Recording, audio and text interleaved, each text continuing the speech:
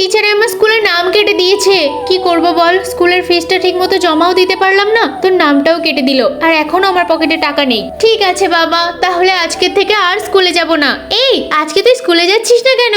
কারণ আমার নাম কেটে দিয়েছে। কি করে স্কুলে যাব? ও, স্কুলের ফিস জমা দিতে পারিসনি বলে নাম কেটে দিয়েছে। আচ্ছা, আমি আমার মাকে বলছি।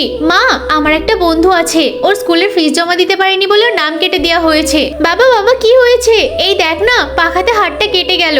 কিরে বাবু, তুই বস্তিতে কেন নিয়ে আসলি? এই যে আমার বন্ধু। আরে ভাই, তুমি এসে গেছো? কিরে বাবু, তুই গরিবের সাথে বন্ধুত্ব করিস? আমি তোকে বলেছি না বড়লোকদের সাথে বন্ধুত্ব করতে। আমি এদেরকে কখনো টাকা দেবো না। চল বাড়ি চল, এসব ফালতু লোকের কাছে নিয়ে আসে আমাকে। বাবার তো হাত কেটে রক্ত বেরোচ্ছে। আমি বরং আমার বইগুলো বিক্রি করে দিয়ে বাবার জন্য ওষুধ নিয়ে আসি, নয়তো বাবা ব্যথায় ছটফট করবে। এই, তোর বই কোথায় গেল? মা, চুরি হয়ে গেছে। আমি তোকে আর একটা বই কিনে দেবো না। দেখি তুই কিভাবে পড়াশোনা করিস, সবসময় খালি বই হারানো। ওই ভাইয়ের তো বই হারিয়ে গেছে বলে ওর মা বকাবকি করছে। আমি বরং আমার বইগুলো দিয়ে আসিও পড়াশোনা করবে। ভাই, এই নাও, আমার এই বইয়ের তো কোনো প্রয়োজন নেই, তুমি পড়া করবে। আরে তুমি বই কেন দিয়ে দিচ্ছ?